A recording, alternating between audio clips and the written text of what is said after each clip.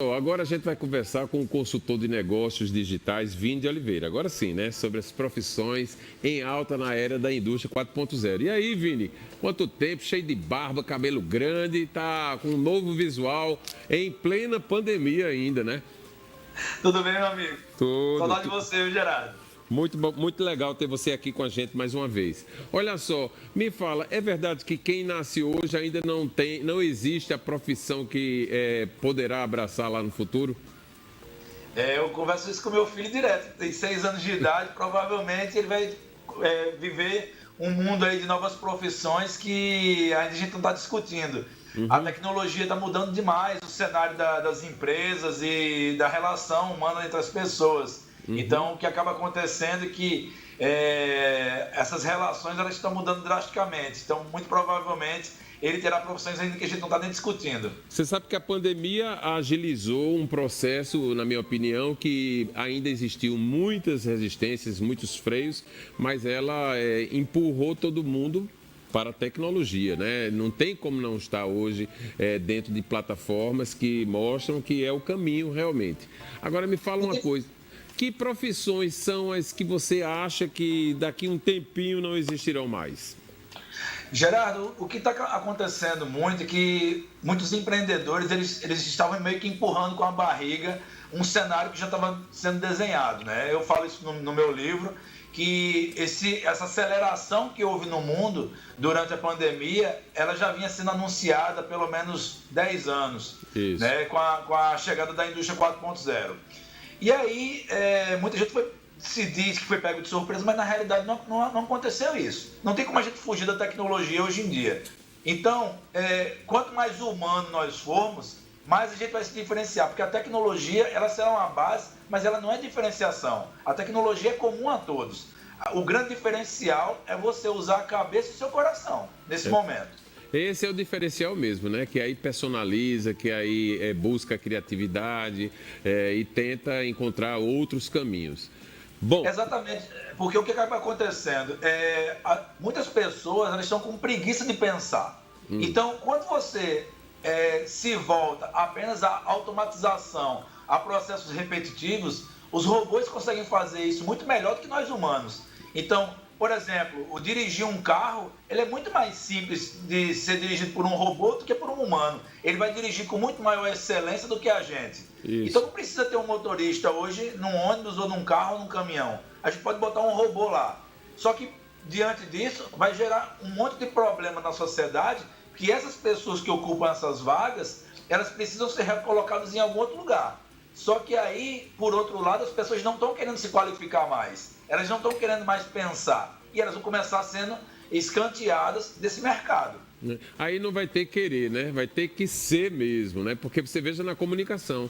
Nós começamos a atividade profissional quando o jornalismo impresso vivia uma glória. E hoje o jornalismo impresso quase que inexiste. E aí esses profissionais do impresso tiveram que se repaginar, fazer reengenharia, buscar novas plataformas de trabalho. É mais ou menos assim que está acontecendo em todas as profissões. Exatamente, Gerardo. Imagina quando a gente fez comunicação, quando a gente escrevia para um veículo impresso, como você bem frisou, a gente até hoje segue as premissas da comunicação, do jornalismo, mas o jornalista hoje, que ele não sabe escrever para uma plataforma digital, o Google, por exemplo, ele nem lê seu texto.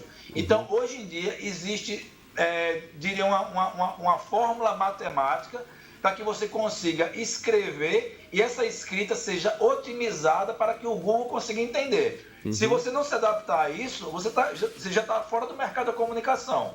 Então, hoje em dia, o profissional de comunicação, eu costumo dizer que é uma das áreas que mais tem oportunidades hoje. Mas você tem que se adaptar a esse novo mundo. O cara tem que ser versátil, o cara tem que estar atento a essas dinâmicas da comunicação, de aprender a trabalhar com o vídeo, porque o vídeo engaja muito. Então, nas ferramentas digitais, é extremamente necessário você apoiar os seus clientes com conteúdos que realmente sejam assertivos e preocupados com o cliente, e não simplesmente com a visão da empresa. Então, a lógica de consumo, ela mudou muito, e por isso a gente precisa se adaptar por exemplo, na comunicação, como você bem frisou. Olha, é tão engraçado você falando isso, e eu aqui enxergando um tempo aí atrás, quando eu comecei, a gente fazia o jornalismo através de máquina de datilografia, né? Quando a gente fala hoje, parece um bicho. Né, usando muito papel, porque errava, não tinha como corrigir, aí tinha que refazer. E aí, o passar da datilografia para o computador, para o teclado mesmo de um computador, foi uma novela, né? Muita gente que resistente, que eu não saio, não largo minha máquina, não sei o quê. Com o tempo, teve que largar, não tem jeito. E aí agora a gente está tendo que largar muitas outras coisas para poder se adaptar. Antigamente, o sonho de qualquer editor era aquela frase célebre, né? Do parem as máquinas, para entrar um furo. E aí hoje em dia o furo é o tempo todo. A grande competitividade hoje, por exemplo, da TV com a internet, é que é muito difícil que a TV consiga furar a internet. É verdade. Porque a velocidade é muito grande. O grande lance da TV hoje em dia é trazer um conteúdo mais aprofundado e que ele vai ser exaltado de forma rápida no rádio e na internet, né? Porque a dinâmica é bem mais rápida. Pois é. Olha só, aí o tema da nossa entrevista hoje, a gente conversou aí e tal, para saber quais as profissões que estarão em alta na era da indústria. Que era de indústria é essa, para o telespectador se situar bem, não sair daqui meio perdido, e que profissões são essas que estarão em alta? Basicamente, Gerardo, a gente está vivendo um momento da humanidade muito peculiar, porque é a primeira vez na história que nós estamos no meio de uma revolução industrial.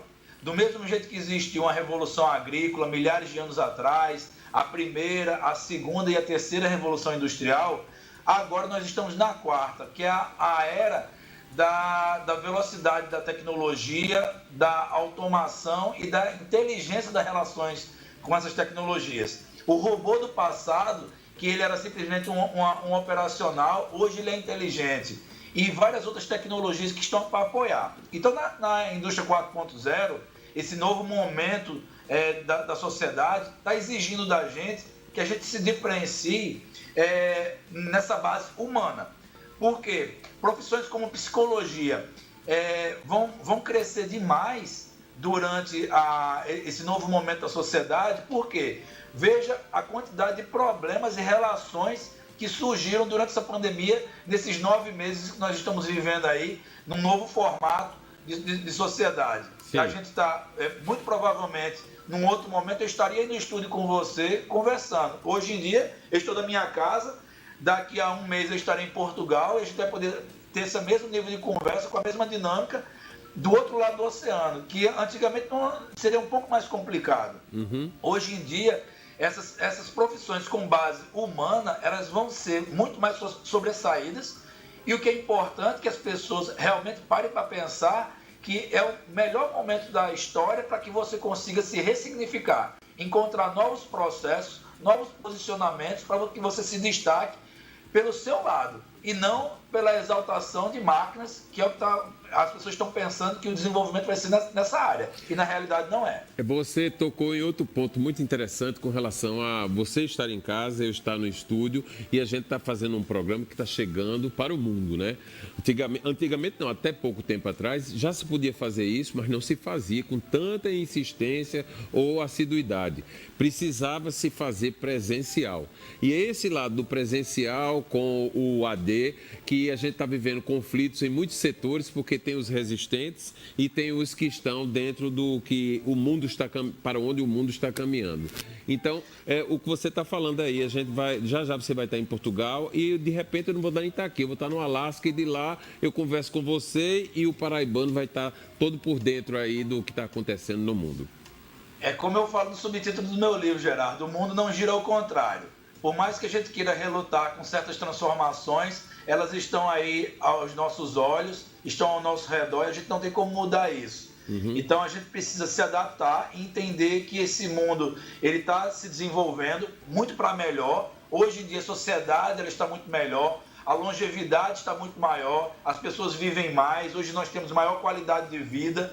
Obviamente surgiram problemas muito peculiares desse momento que nós estamos vivendo, mas hoje a gente tem um mundo muito melhor do que teve no passado. Tanto é que crianças que nasceram de 2010 para cá, muito provavelmente elas vão viver naturalmente, sem muito esforço, mais de 100 anos. Então, o que acontece? Essas relações, elas vão ser cíclicas. Então, você não vai ter uma profissão a vida toda como era na nossa época. Hoje em dia, você vai ter ciclos profissionais. Por um tempo você vai ser jornalista, no outro tempo você vai ser, de repente, chefe de cozinha, depois você vai ser turismólogo, e assim vai, porque vai ser muito chato você ser 80 anos da sua vida jornalista, por exemplo. Seria muito cansativo, muito chato. Então, olha só, nós teremos ciclos profissionais. A gente vai continuar conversando, eu vou fazer um pit stop aqui para conversar com o Oscar Neto no nosso estúdio da Band News FM, ele tem notícias, mas antes de sair para ele e depois voltar para você, eu lembro quando eu fui fazer vestibular, meu pai perguntou, e você vai fazer vestibular para quê? Aí eu disse, eu estou pensando em jornalismo. Aí ele disse, mas jornalismo? Como é que eu investi tanto na sua escola e você vai fazer jornalismo? Aí aquilo soou como se não pode fazer, né? Aí eu fui fazer direito, não me arrependi. Mas antes de chegar no meio do curso de direito, eu já estava no jornalismo, não tinha jeito. Fazer o que gosta, o que ama e fazer disso um grande instrumento de trabalho e de construção de vida, né?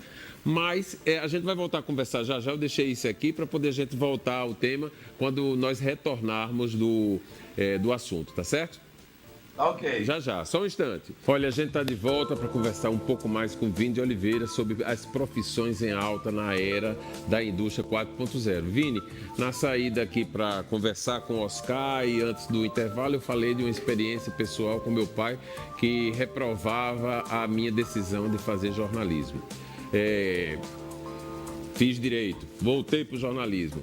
Você, com o seu filho que está dizendo aí, que conversa com ele todo dia, qual é a profissão que um pai pode... A gente não decide porque quem decide é o filho, né?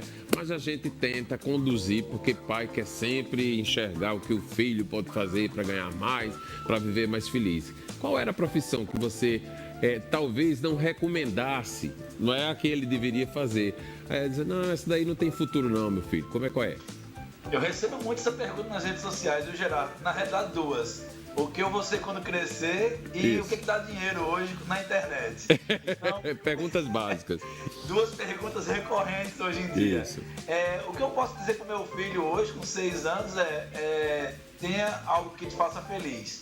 Sim. Alguma profissão. Porque hoje em dia o que eu mais prego é que qualquer profissão ela vai te dar dinheiro desde que você tenha um propósito muito claro.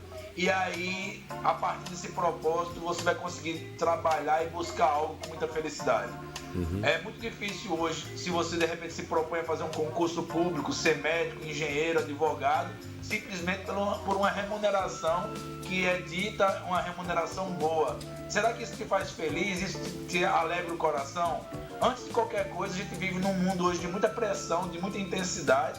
E se a gente não estiver fazendo o que gosta, realmente vai ser muito difícil e a gente vai ter síndromes como burnout, ansiedade, depressão, porque a gente não está fazendo o que gosta. Isso. Então, o que eu poderia recomendar para os telespectadores que estão nos assistindo e quem for assistir depois os vídeos pela internet, é que busquem essa felicidade. E diante disso, profissões que te façam pensar. Porque se você se voltar a alguma profissão operacional, por exemplo, um vendedor. O vendedor hoje ele tem que ser muito mais um consultor de vendas do que simplesmente uma pessoa que pega um produto e entrega na mão de um cliente. Então, se você simplesmente fica tirando pedido por WhatsApp, esse pedido naturalmente pode ser feito através de uma plataforma online.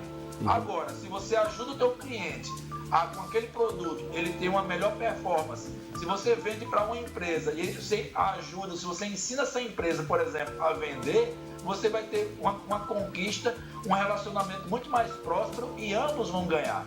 Então, o grande lance hoje é pensar, agir com a cabeça e com o coração.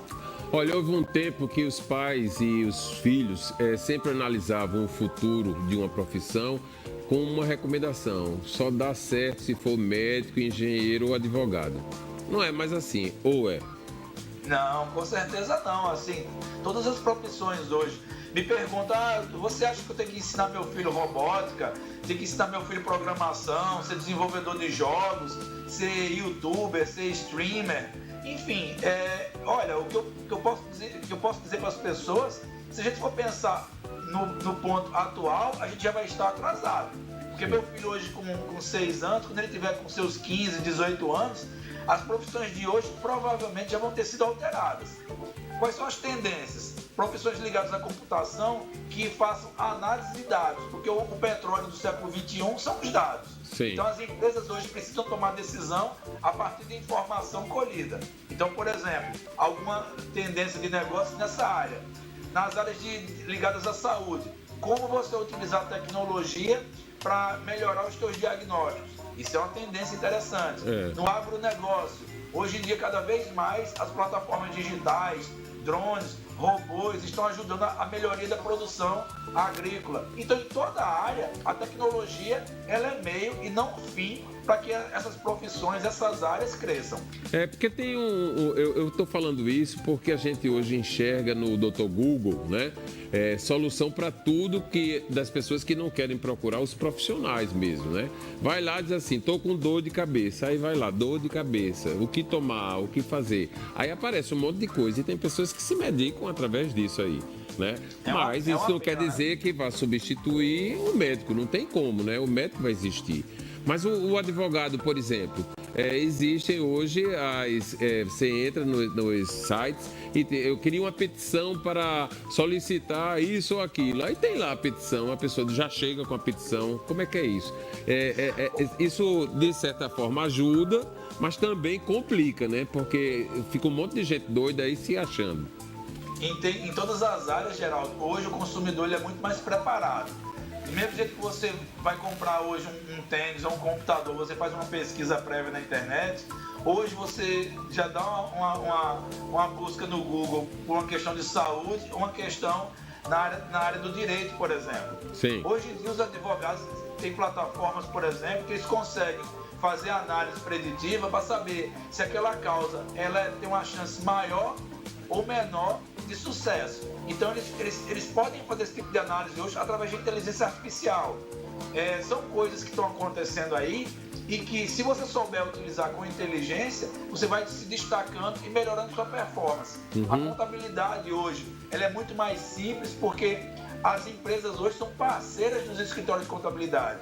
Eu alimento uma parte da informação aqui, você pega essa informação daí do teu escritório, processa e me traz a inteligência em cima desses dados. Agora, o contador, por exemplo, o advogado, o médico, que ainda está com aquela visão do passado, que prescreve os mesmos remédios e não se atualiza, esse profissional, tá fora. Em qualquer área, vai ser varrido.